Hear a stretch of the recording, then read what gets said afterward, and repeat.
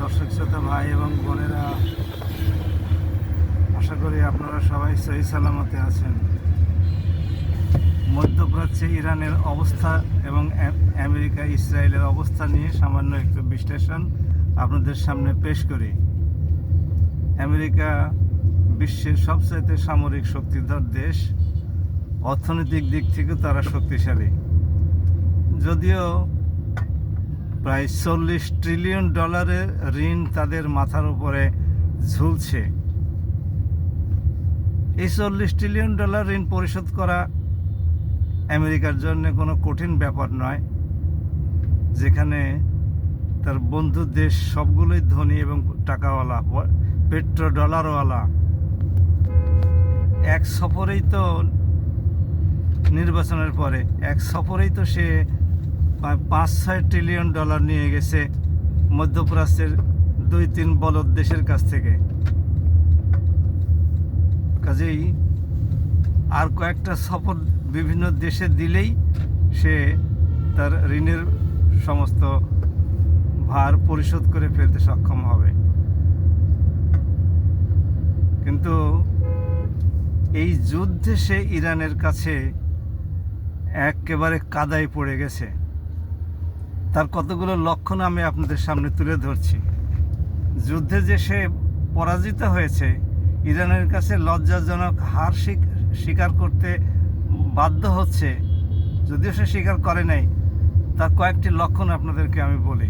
1 নম্বর হলো, মধ্যপ্রাচ্যের মুসলিম দেশগুলোতে তাদের যেসব ঘাঁটি ছিল একটাও রক্ষা করতে পারে নাই, একটাকেও সে অক্ষত রাখতে পারে নাই। 2, মধ্যপ্রাচ্যের ঘাঁটি থেকে পালিয়ে যাওয়া যে সমস্ত সেনারা বিভিন্ন হোটেল মোটেলে আবাসিক এলাকায় অবস্থান করছিল, সেখান থেকেও ইরানি মিসাইলের হামলায় তাদেরকে তারা হেফাজত করতে পারে নাই। 3, যে সমস্ত লাশ আমেরিকাতে পৌঁছেছে হতাহত সহ, আহত সহ, সেই লাশের এবং আহত ব্যক্তিদের প্রকৃত সংখ্যা সে কোনো অবস্থাতেই প্রকাশ করছে না। 4, সে সকালে এক কথা বিকালে এক কথা, মানে উল্টাপাল্টা কথাবার্তা বলছে। মানে পাগল হয়ে গেলে মানুষ যেভাবে বলে আর কি, কখন কি বলে তার নিজেরই হুঁশ থাকে না। যেটাকে লয়ের ভাষায় পারসন অফ আনসাউন্ড মাইন্ড বলে, অপ্রকৃতিস্থ ব্যক্তি। সে এখনও অপ্রকৃতিস্থ হয়ে পড়েছে। 5, সে তার সবচেয়ে বড় মিত্র ইংল্যান্ডের প্রধানমন্ত্রীকে উদ্দেশ্য করে বলেছে যে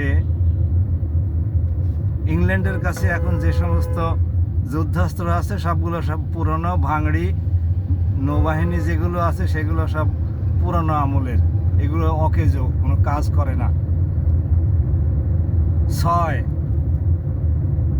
মধ্যপ্রাচ্যে তার সবচেয়ে বড় মিত্র এবং অত্যন্ত পীড়িতের সৌদি আরব, সেই দেশের বাদশাকে উদ্দেশ্য করে সে বলেছে ট্রাম্পের পশ্চাৎ দেশে চুমু দেওয়ার জন্যে। সৌদি বাদশার সৌভাগ্য ভালো যে বলে নাই যে আমার মলগুলো সেটে পরিষ্কার করে দাও। 7, ফ্রান্সের প্রেসিডেন্টের ওয়াইফকে উদ্দেশ্য করে সে বলেছে যে ফ্রান্সের প্রেসিডেন্ট নাকি তার ওয়াইফের কাছে থাপ্পড় খায়। 8, ইরানের বিমান, নৌ এবং সেনা মিসাইল উৎপাদন কেন্দ্র, সংরক্ষণ কেন্দ্র সব কিছুকে ধ্বংস করে দিয়েছে। সুতরাং ইরানের এখন আর যুদ্ধ করার কোনো ক্ষমতা নাই। এই কয়টার উপরে বিশ্লেষণ করে আমি বলি যে এই কথাগুলো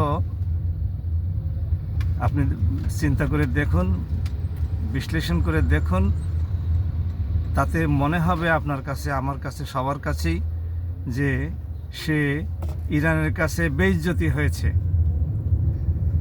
যদি ইরানের পাশে সে তার সীমান্ত থাকতো তাহলে পরে ইরানকে সে নাস্তানাবুদ করে ফেলতো, এই কথা সত্যি।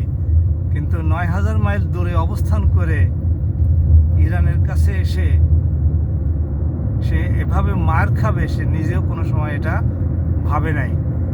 কাজেই আমরা নিশ্চিতভাবে বলতে পারি যে এই যুদ্ধে মার্কিন যুক্তরাষ্ট্র ইরানের কাছে এমন মার খেয়েছে, এমন লজ্জাজনকভাবে পরাজিত হয়েছে যে সে সম্ভবত আর বেঁচে থাকতে কোনো দিন ইরানের উপরে হামলা করার সাহস দেখাবে বলে আমার কাছে মনে হয় না।